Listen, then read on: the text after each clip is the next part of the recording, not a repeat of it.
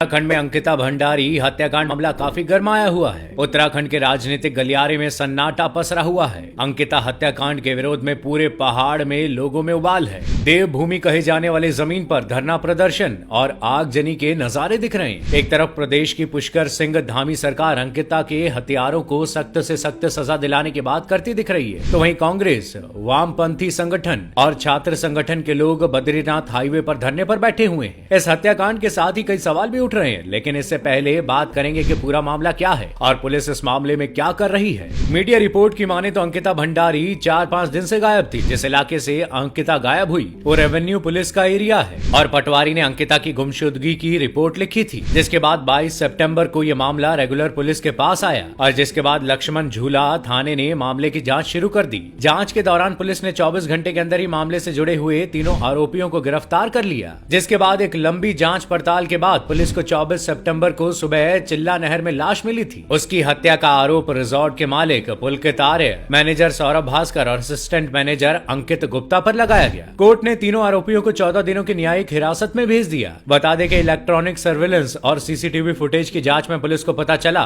कि 18 सितंबर की रात करीब 8 से 9 के बीच में अंकिता पुलकित, सौरभ और अंकित के साथ ऋषिकेश गई और वहां से वापस आई थी। रिजॉर्ट के कर्मचारियों ने पुलिस को बताया कि 18 सितंबर की शाम को अंकिता काफी परेशान लग रही थी और एक एम्प्लॉय से फोन पर बात करते हुए रो पड़ी थी। रिपोर्ट के मुताबिक व्हाट्सएप पर भी अंकिता ने अपने किसी जानने वालों को अपनी परेशानी बताई थी, जिसके बाद उसी रात को करीब 8 बजे अंकिता तीनों आरोपियों के साथ निकली थी और रात 10:30 से 11 बजे के करीब केवल तीनों आरोपी ही वापस आए थे, लेकिन अंकिता उनके साथ नहीं थी। एक तरफ आरोपी जहां ये बात कह रहे हैं, वहीं पुलिस इस बारे में अलग चौंकाने वाले खुलासे कर रही है। डीजीपी अशोक कुमार की माने तो रिजॉर्ट मालिक पुलकित आर्य ने अंकिता भंडारी पर अपने भाई अंकित आर्य को स्पेशल सर्विस देने के लिए दबाव बनाया था। डीजीपी अशोक कुमार ने कहा था कि अंकिता भंडारी के मोबाइल से मिले स्क्रीनशॉट से पुलिस को कुछ अहम सबूत मिले हैं। इसके आधार पर कहा जा सकता है कि अंकिता पर शारीरिक संबंध बनाने के लिए दबाव बनाया जा रहा था और इसी गलत काम के दबाव को लेकर आपस में झगड़ा हुआ होगा और उसके बाद इस जघन्य अपराध को अंजाम दिया गया। दरअसल रास्ते में अंकिता और पुलकित में किसी बात को लेकर बहस हो गई थी। आरोपियों ने पुलिस को बताया कि अंकिता अपने दोस्तों के बीच उन्हें बदनाम करती थी और उनकी बातें अपने दोस्तों को बताती थी। आरोपियों ने पुलिस को बताया कि अंकिता अपने दोस्तों को बताती थी कि आरोपी उसे रिजॉर्ट के ग्राहकों के साथ संबंध बनाने के लिए कहते हैं और इसी को लेकर अंकिता की तीनों लड़कों के साथ झड़प हो गई। लड़ते हुए अंकिता ने पुलकित का मोबाइल फोन छीनकर नहर में फेंक दिया।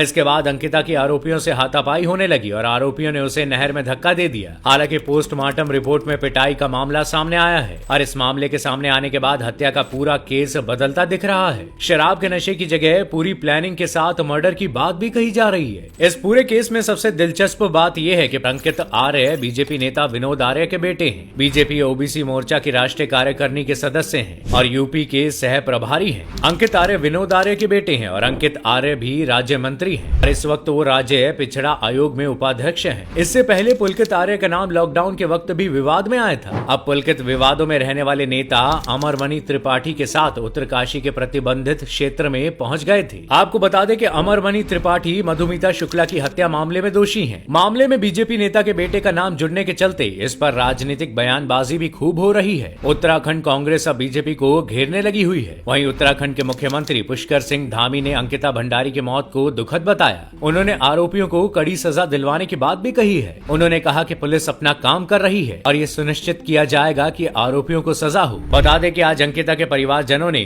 नम आंखों से अंतिम संस्कार किया, लेकिन अभी लोगों में गुस्से की आग भड़क रही है। अब आगे देखना होगा कि कब अंकिता को इंसाफ मिलता है या फिर हर बार की तरह एक नेता का लड़का जीत जाएगा और एक आम लड़की का परिवार हार जाएगा।